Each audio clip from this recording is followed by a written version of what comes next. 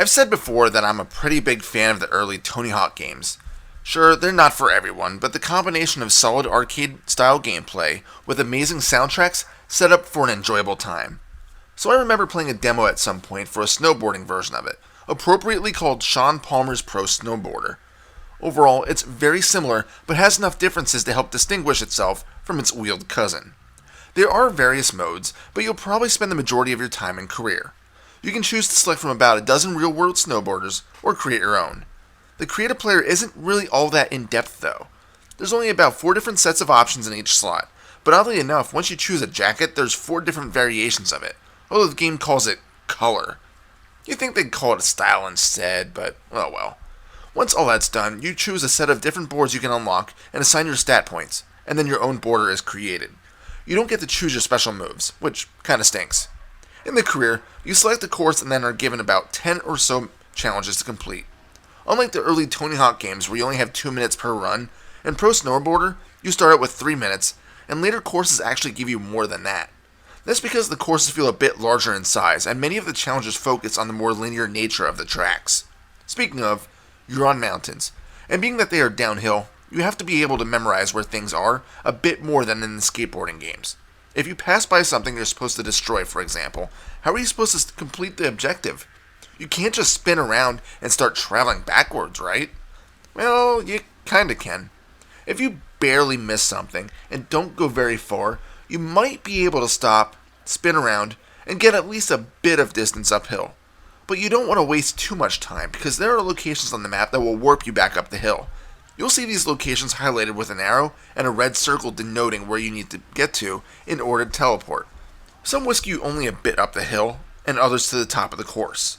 You'll want to keep these locations in mind because if you get to the bottom of the track and cross the finish line, the run ends regardless on how much time on the clock you have remaining.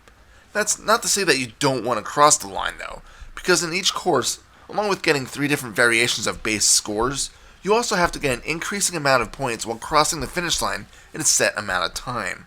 In that regards, that objective would be considered a kind of time trial. Other than the downhill orientation of the courses, much of the gameplay feels very similar. As I said, you have certain goals you want to achieve on each stage, and by completing these, you'll get more stat points and tracks. Courses can be retried as many times as you wish. You get points by performing various tricks with triangle mapped grinds, circle holds, and square flips. Here's one of the other big differences in game types though.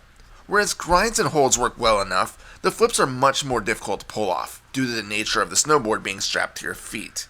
Because of this, flips are typically worth more points, but it's also easy enough to fail them and crash.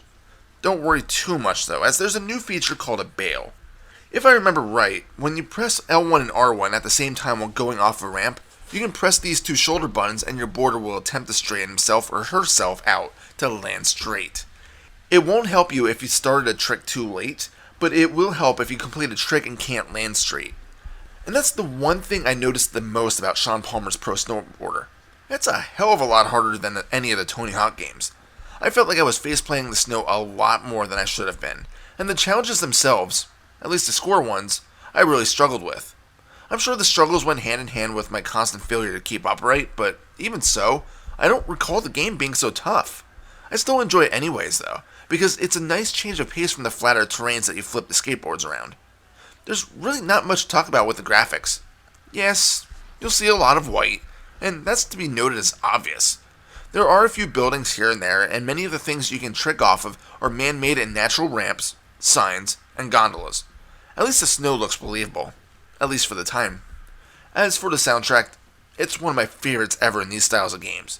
It's about a dozen songs, and I can't say I dislike any of them. From Spineshank to Papa Roach, Static X to Pantera, if you like metal and rap rock, you'll enjoy this soundtrack. I'm pretty sure I still have a burned MP3 disc around somewhere with the OST on it. And that's Shaun Palmer's Pro Snowboarder. If you're a fan of either snow or Tony Hawk games, you'll probably enjoy it. If you're not, your mileage may vary. But to be serious, if you like extreme sports style games, you could do a lot worse. The downhill courses are done well, challenges are, well, challenging, and the soundtrack is top of the line. You can get the game for mere dollars, so there's no reason to not pick it up for your collection. Final score? 8 out of 10. This is Reaper. Happy fragging.